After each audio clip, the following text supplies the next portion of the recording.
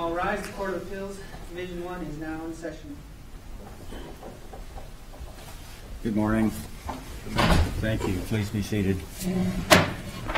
This is the time set for oral argument on our case entitled Jose Leyva, I hope I pronounced that correctly, and versus Dome Center and Mr. Tuffley. Our cause number CV130587. We have reviewed the briefs, we've conferenced the case, we've talked about the issues, and we think we're ready for oral argument, and we appreciate you both coming and arguing today. 20 minutes aside. If appellant wishes to save some time for rebuttal, let us know, and then but it's up to you to watch the clock and tell us when you get there and say, I think I'd like to save the rest of my time for rebuttal, and we'll try to honor that. And if you would both state your name when you come up for our recording, we'd appreciate it. And so, is it Villarreal? Yes, Your Honor. Please proceed. Thank you.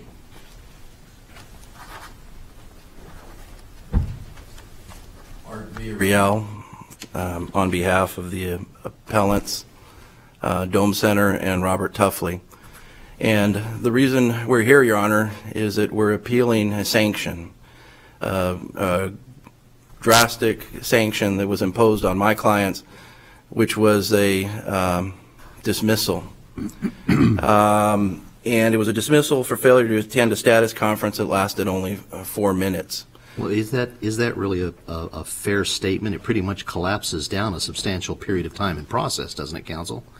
I mean, what happened was they struck an answer, and he ordered that an application for entry of default be filed under the applicable rule.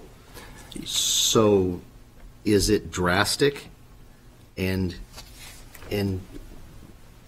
who really bears responsibility for how that matter proceeded? Your Honor, it is drastic because what it actually was a dismissal. It did not allow my client to refile an answer.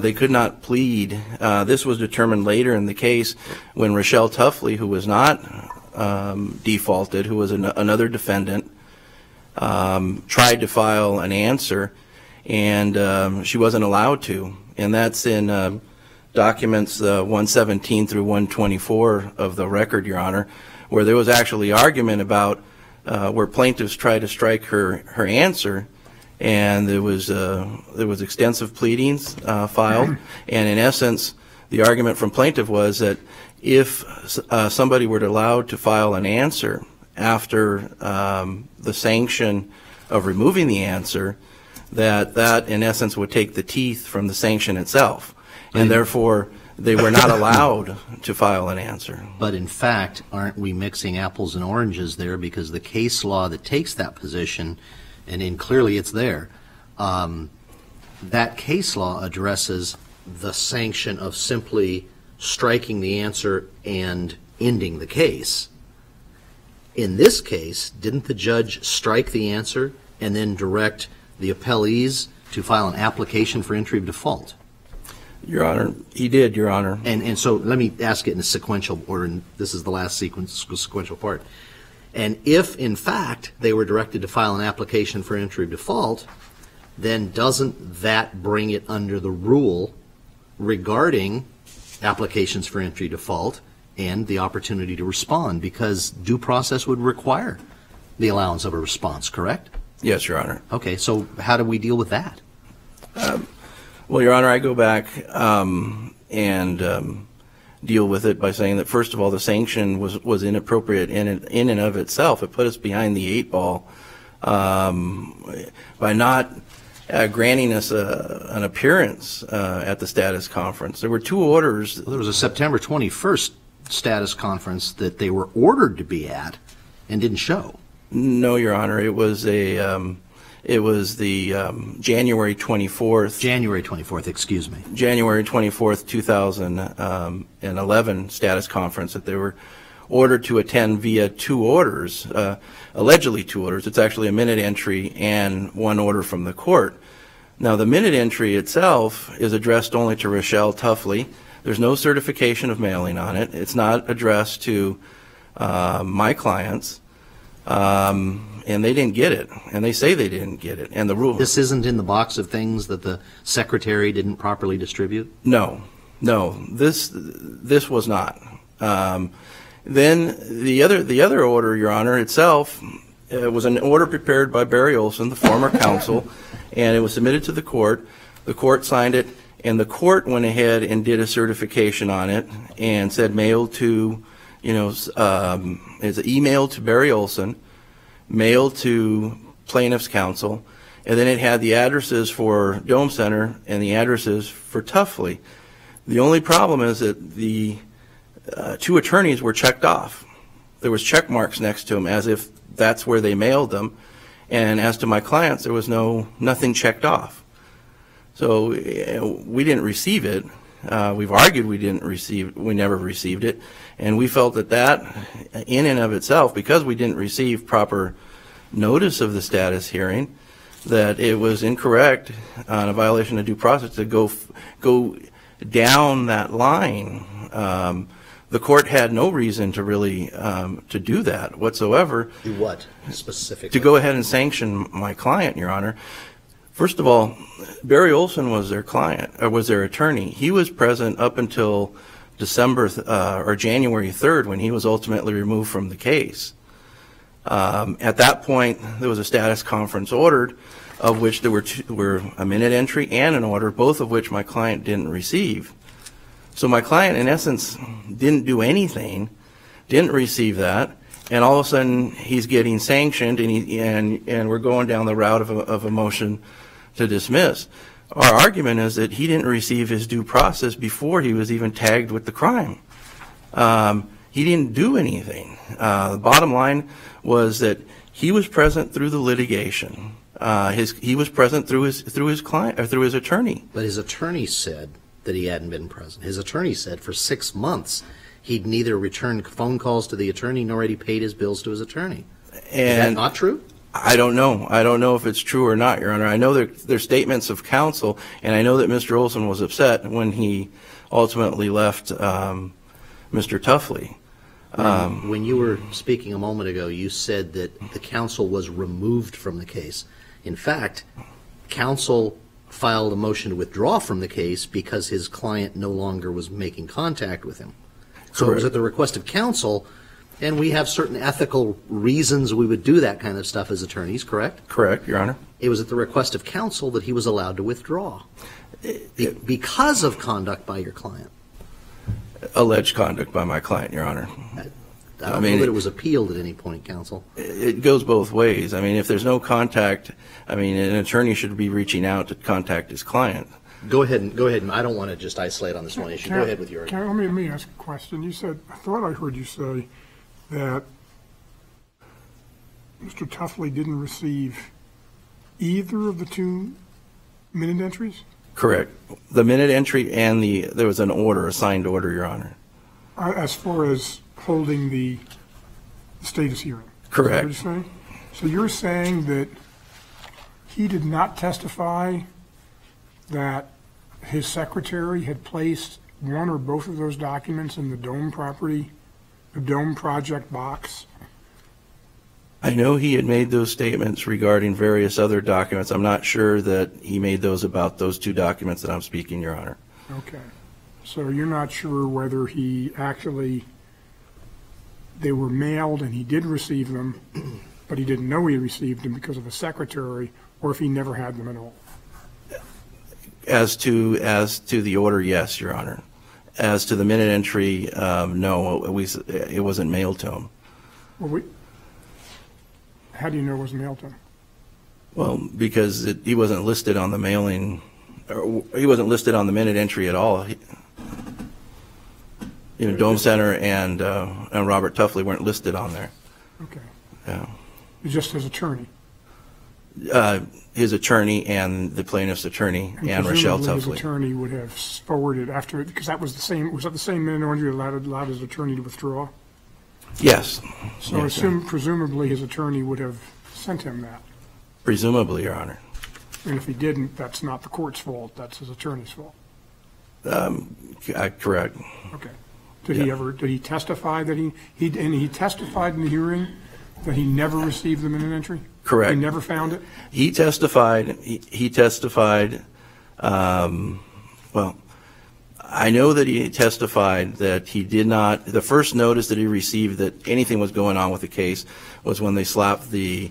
I'm talking about the minute entry in the order. Did he ever, during the testimony on his motion, when they had the evidentiary hearing, did he ever testify, I never saw ever the minute entry or the order?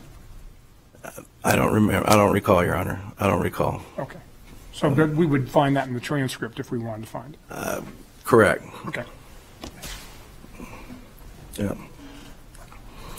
The other thing wrong with the order, Your Honor, that was prepared by Barry Olson and mailed presumably by the court was that it actually has the wrong date on the order for the appearance at the status conference. It's actually 1 year off. It was a year before. Correct. So they, in 2011, they get a order directing them to be at a conference in 2010, and A, they wouldn't have seen that as a problem they needed to look into, and B, that wouldn't cause consternation about doing something? Your Honor, again, had he received it, yes, I agree with you 100%. Wait a minute now. So the notice they got advising them to appear the year before was a notice they didn't get? Correct. All right. Yeah. The testimony, actually, let me go back. So what we're left with, Your Honor, is that Mr. Tuffley should have been given an opportunity to have a willfulness hearing at the time or before the sanctions were imposed. Why? Well, because there wasn't any, first of all, there wasn't any evidence that my client had done anything wrong in not attending the status conference.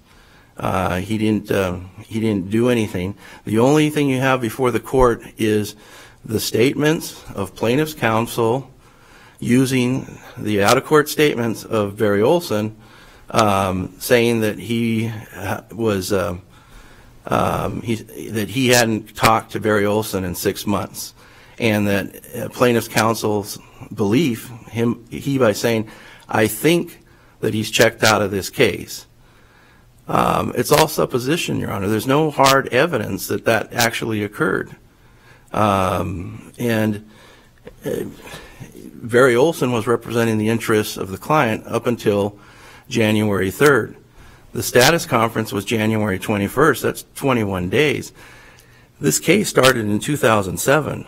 Well, by January 26th, they filed the application for entry of default and mail copies of that to your client. 2 days later. Yep. And your client never responded to the application for entry of default. Your Honor, he said that's where he testified that he didn't receive it and that his secretary may have placed it in the other box. Now, placed it in the box in his office after having received it in the mail. Yes. Okay, so it's not that he wasn't sent the notice.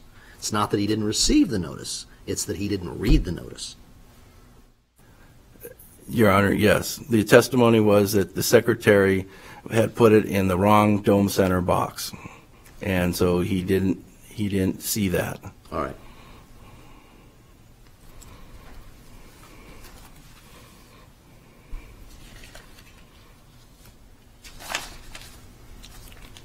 Once again, I go back, Your Honor, that there was no motion to strike. There was no notice of striking the answer. There was no opportunity to be heard prior to the striking of the answer. There was no consideration of lesser sanctions. It was just, hit the nuke button and that was it. And, Your Honor, we feel that that's patently unfair and unjust in the situation. There's a slew of cases that talk about prior to leveling the ultimate sanction, which is the dismissal, that you allow people an opportunity to be heard. My client. Distinguished, though. There's a difference between dismissing a case and striking an answer. This case proves that. Your Honor, Does the same rule apply?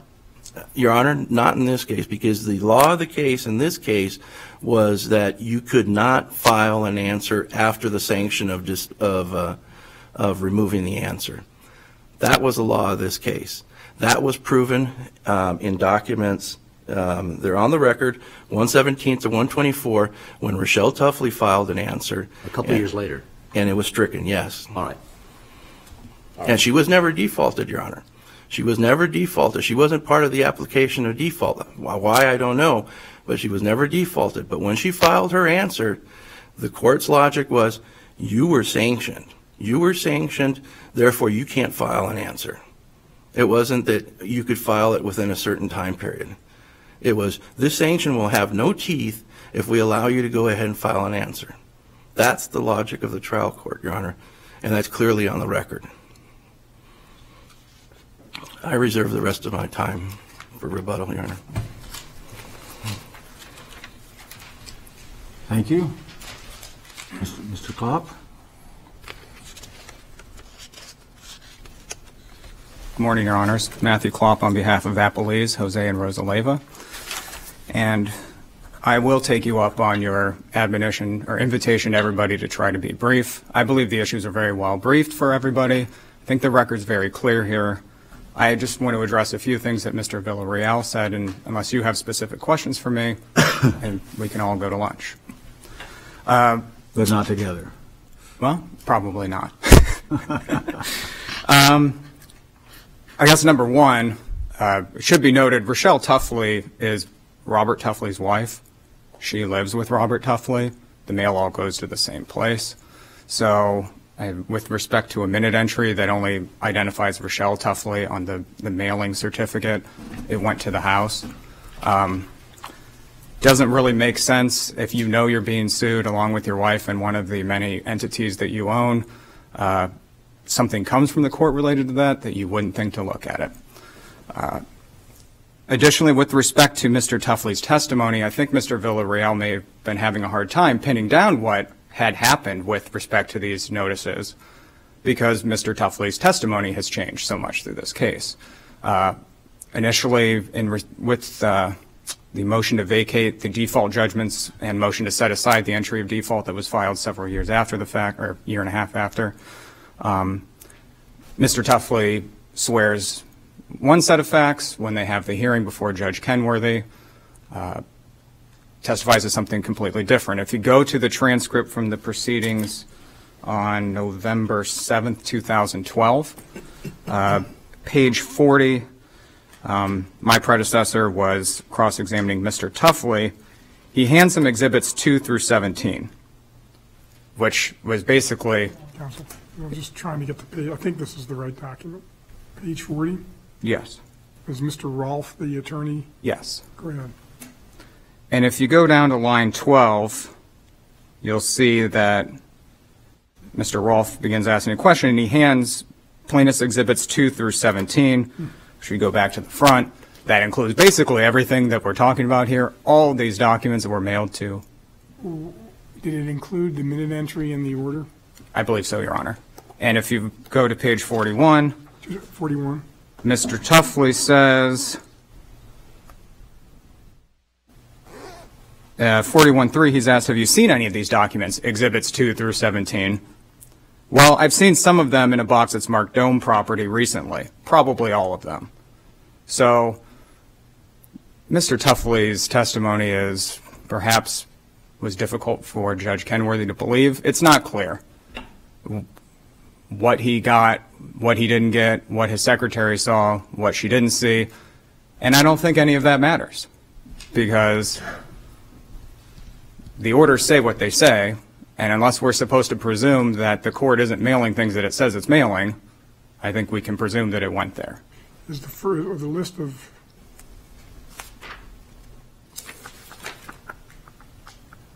Counsel, isn't it the reason that we have the service rules we have? That placement in the mail constitutes service, things like that? I mean, isn't it to say that once it's placed in the mail, transmitted to the address of record, we presume, we have the right to assume that it was delivered, and if it was delivered, we have the right to proceed as if they have received it and read it? Correct.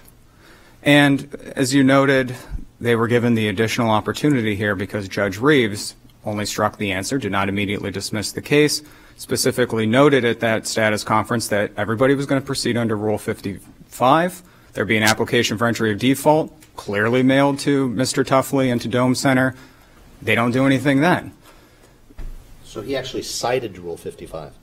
It was either plaintiff's original counsel or Judge Reeves in that discussion on January 24th, 2011. Rule 55 was anticipated, not just filing of a motion for an application for entry default. Well, Point being, counsel, yes. the whole rule came to play then, is that correct? Correct. Correct, Your Honor. I was looking if I could find it quickly, the reference specifically, and I don't want to waste your time.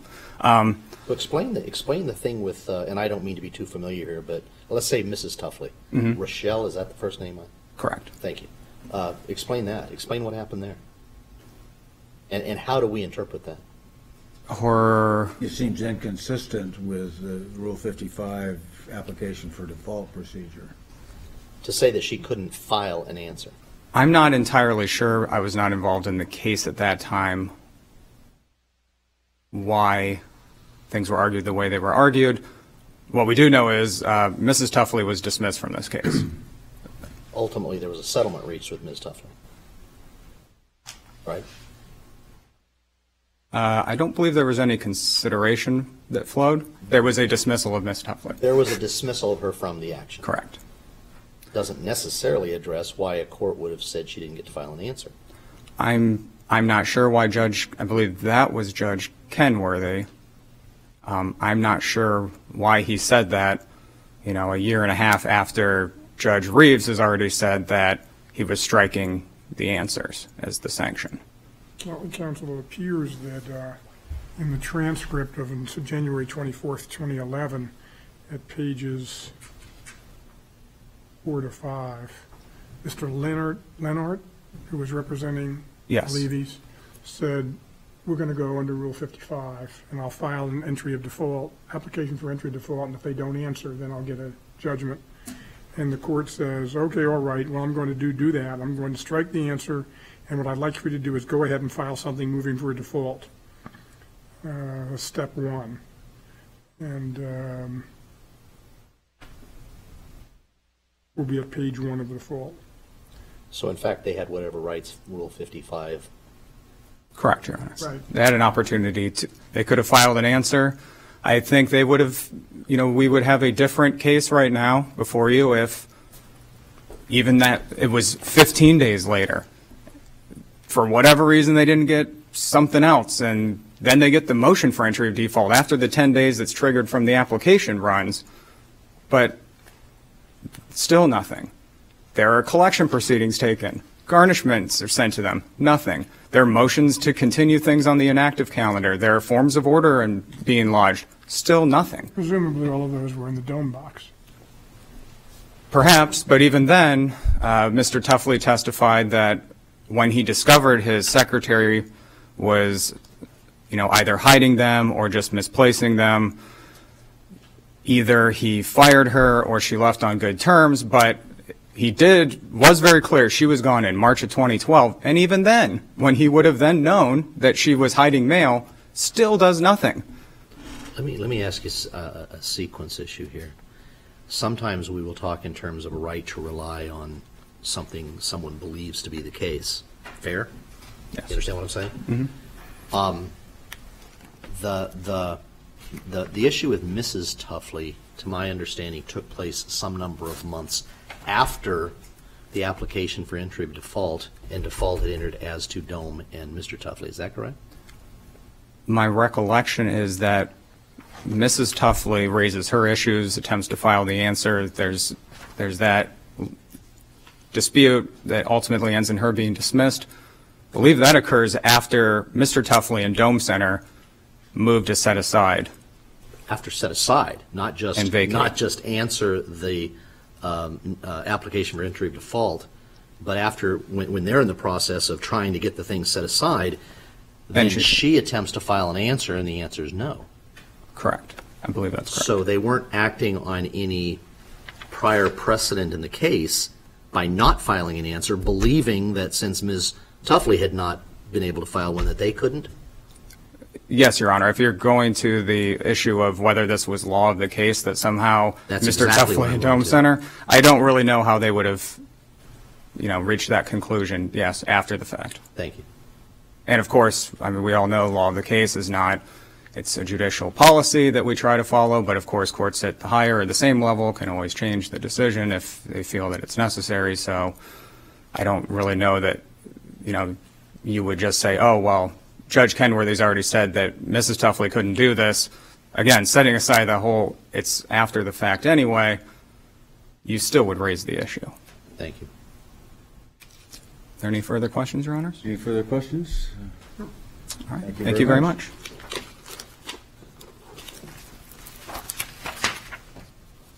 Mr. Villarreal, you have about 5 minutes.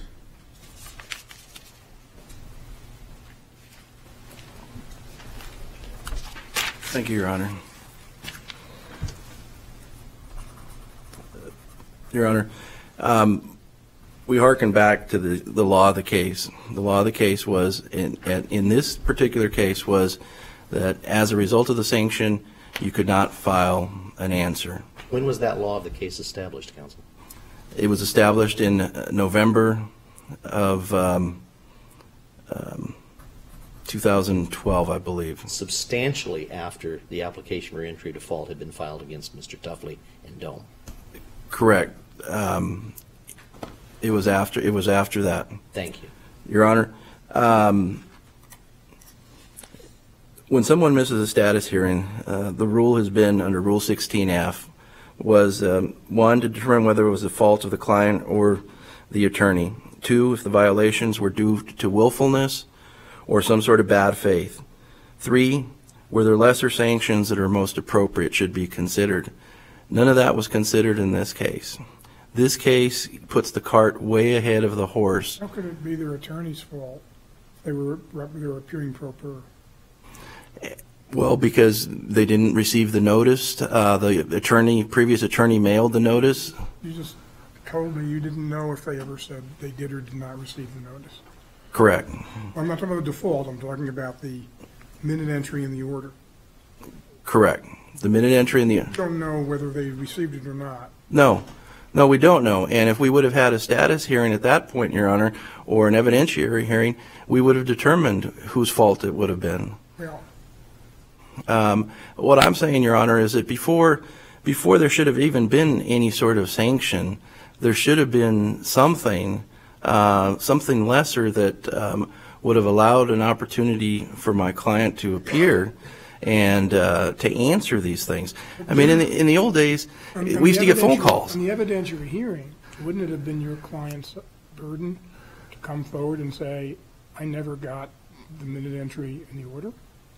At which evidentiary hearing, Your Honor? On the hearing where he was testifying about why he didn't show up. Yes. It would have been his burden to say, I didn't show up because I didn't get the minute entry, I didn't get the order. And he did say that, Your Honor. He did say that in the pleadings, and then later he said that he did receive a box. Well, he said he received a box. Or he looked in a... And there are exhibits 2 through 17 are in the box. Correct. But where does he say, I never received the minute entry in the order? It's in the pleadings, Your Honor. It's in the pleadings leading up to the testimony. It's in everything, because that was what I was functioning under. It's in everything that we have, Your Honor. Up until that point where he says, hey, I found this box, there happens to be some... I would have assumed it being an affidavit on the motion to set aside the judgment, the default judgment. Well, that was filed really early, Your Honor, in the case. That was filed in September of 2011. So that's this thing with the box didn't come out until I think it was like late November, well after whatever affidavits we filed. Well, but I'm assuming you're saying the pleadings show, normally we would like you to tell us which pleadings show a certain fact. Mm-hmm. And to tell us all the pleadings show it. It would be Well, no. more helpful to me if you could say, okay, look at this affidavit. This affidavit says. There's two affidavits, Your Honor, that Robert Tuffley prepared, and in both those, I believe that they say that. Okay. Is this one of the affidavits he prepared that he said he didn't actually read? I believe his correct testimony was, he goes, I didn't read it carefully. Drafted it, but he didn't read it carefully? No, we drafted it for him, had him review it, and that's what he said, Your Honor. All right. Counsel, I've got a question for you. We presume certain things in the courts, correct? Correct. We have mailing rules. We send things out to addresses. We require people that appear in the courts to provide us with their address of record. If the January, I keep wanting to make it June, if the January 24th, 2011 hearing he doesn't show, then your argument to the court is that the court at that point needed to set a subsequent hearing to require him to come in, find out why he didn't show, and maybe even have a willfulness hearing, right? Yes. But he doesn't show for that hearing. So the court then, following that model, would notice a hearing at which he was ordered to come in for possibly a willfulness hearing, and he doesn't show. How long do you do that? How long do you keep doing that in a case where the judge had a real intimate history of how this case had proceeded over, I think, the 3 or 4 years that preceded this? Do you just keep sending out the letter? Do you have to get the constable to personally serve? How do you do that if they're not abiding by the rules that exist in the courts? Your Honor, I would believe that it would be on a case-by-case basis.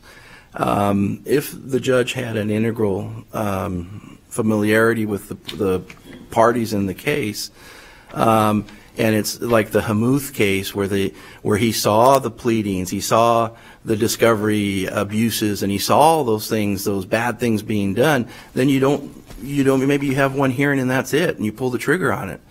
But in this case, where you're relying on double hearsay testimony, saying he hasn't been here for 6 months, we don't know that.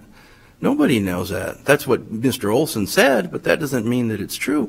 And number two, it's never contradicted because he was never a witness. So, although counsel avowed to the court that he had sent him the notice of the hearing at which counsel was allowed to withdraw. correct. But this is, this could be like the Lewis case, Your Honor. In the Lewis case, we had the same situation where we had a counsel that was removing himself from the litigation. There was a fumble at of passing over the baton, and the only one testifying was the attorney. You never heard from the party that was being dismissed in the litigation. And in that case, they said, no, you remand it because we want to hear from the person getting dismissed. We want to hear from the party. What happened? Why didn't you answer? Are you thumbing your nose at us? Or did you not get the message? Or what's happening? And in that case, it was determined that the attorney never sent the documents to the client. And the client never received them, so he never showed up. All I'm saying, Your Honor, is in this case, there should have been at least one hearing. In the old days, Judge Stode would pick up the phone and he'd call you, and have you show up just to make sure that you got the deal done. I mean, we can have a difference of opinion, and that's what cases are made about, and we agree to litigate them. But, to go ahead and do it this way, this is the wrong way, especially after somebody's been invested for 4 years in the litigation. He paid attorney's fees. He's been in it for 4 years. It ultimately is getting him to the point of a divorce, but, to say, hey, you're gone because you missed a 4-minute hearing that you didn't get notice of, or you may not have, that's just the wrong way to do it, Your Honor. Thank you. Thank you. I see your time's up. We appreciate both of your arguments, Mr. Villarreal and Mr. Klopp. We'll take the matter under advisement, issue a decision in due course, and we'll be adjourned for now. Thank you very much. Thank you very much.